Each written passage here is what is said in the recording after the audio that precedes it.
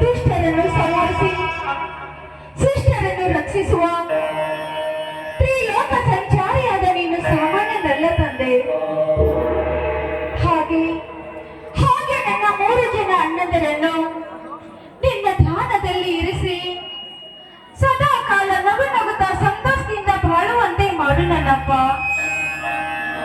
ನಿನಗೆ ಕೈ ಮುಗಿದು ಬೇಡಿಕೊಳ್ಳುತ್ತೇನೆ. ಹೌದು, ಈಗ ಸದ್ಯ ನನ್ನ ಚಿಕ್ಕಣ್ಣ ರಮೇಶನ ಬರುವ ಸಮಯವಾಯಿತು. ಅವನ ಮೊದಲೇ ಕೋಪಿಷ್ಟ. ಅವನಿಗೆ ಆದಷ್ಟು ಬೇಗ ನಾನು ಊಟಕ್ಕೆ ರೆಡಿ ಮಾಡಬೇಕು. ಬರಲಿ.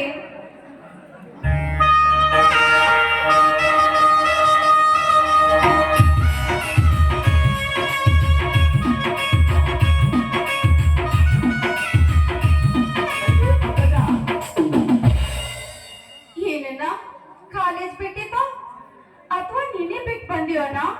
ನೋಡಮ್ಮ ತಂಗಿ, ನಮ್ಮ ಡಿಗ್ರಿ ಕಾಲೇಜ್ ಅಂದ್ರೆ ಹೀಗೆ ನೋಡಮ್ಮ. ನಾವು ಯಾವಾಗ ಹೋಗುತ್ತೇವೆವು ಯಾವಾಗ ಬರುತ್ತೇವೆವು ಒಂದು ತಿಳಿಯಲಾಗಿದೆ. ಹೋಗ್ಲಿ ಬಿಡಮ್ಮ, ಇವತ್ತು ನಿಮ್ ಕಾಲೇಜ್ ಇಲ್ವೇನಮ್ಮ? ಇಲ್ಲ ಅಣ್ಣ, ನಮ್ಮ ಕಾಲೇಜ್ ಏನೋ ಇದೆ. ಆದ್ರೆ ಈಗ ನನ್ನ ಮನಸ್ಸಿಗೆ ತುಂಬಾ ಬೇಜಾರಾಗಿದೆ ಅಣ್ಣ. ಅದಕ್ಕೆ ನಾನು ಇವತ್ತು ಕಾಲೇಜ್ ಹೋಗ್ಲಿಲ್ಲ. ಪಂಕಜ, ನಿನ್ನ ಮನೆಯಲ್ಲಿ ಹುಷಾರಿಲ್ವೇನಮ್ಮ? ಹಾಗೇನಿಲ್ಲ ಅಣ್ಣ. ಬ್ರಹ್ಮ ವಿಷ್ಣು ಮಹೇಶ್ವರರಂತೆ ತ್ರಿಮೂರ್ತಿಗಳು ಅನ್ನಂದ್ರು ನನಗಿರುವಾಗ ನನಗೇನು ಆಗುದಿಲ್ಲ. ನಾನು ತುಂಬಾ ಚೆನ್ನಾಗೇ ಇದ್ದೇನೆ. ನಿಜವಮ್ಮ ತಂಗಿ ನಿನ್ನ ಮಾತು. ನಾವು 3 ಜನ ಅಣ್ಣಂದಿರು ನಿನ್ನ ಜೊತೆಯಲ್ಲಿರುವಾಗ ಯಾರ ಭಯವಿಲ್ಲ, ಯಾವ ತೊಂದರೆಯೂ ಇಲ್ಲವಮ್ಮ ತಂಗಿ ಪಂಕಜ. ಯಾವ ತೊಂದರೆಯೂ ಇಲ್ಲವಮ್ಮ. ಕರೆಕ್ಟ್ ಆಗಿ ಹೇಳಿದೆನ ನೀನು. ಓ ಸತೀಶಣ್ಣ ಬಂದೇ ಬಿಟ್ರು. ಹೌದಮ್ಮ, ನಿನ್ನ ಮನಸ್ಸಿನಲ್ಲೂ ಹಾಗೆ ತೋಟದಿಂದ ಸತೀಶನ ಬಂದೇ ಬಿಟ್ಟ.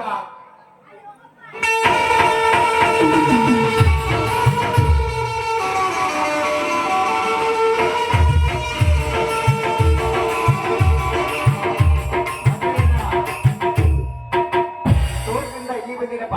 ಹೌದು ರಮೇಶ, ಈಗ ಬಂದೆ ನೋಡು.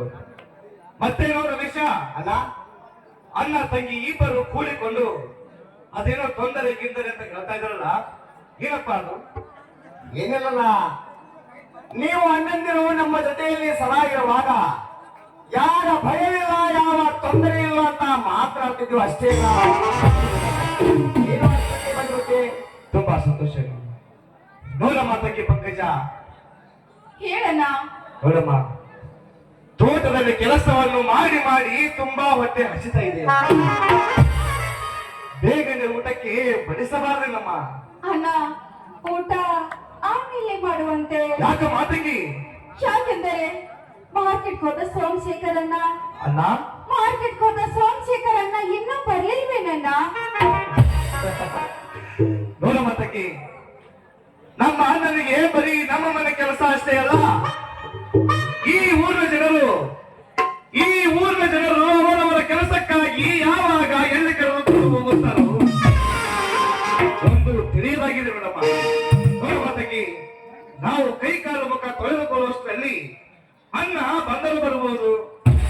ತಂಗಿ, ಆಹಾ, ಶ್ರೀರಾಮಚಂದ್ರರಂತಿರುವ ನಮ್ಮಣ್ಣ ಬಡವರಿಗೆ ಕರುಣಾಶಾಲೆ, ದಯಾಮಯ,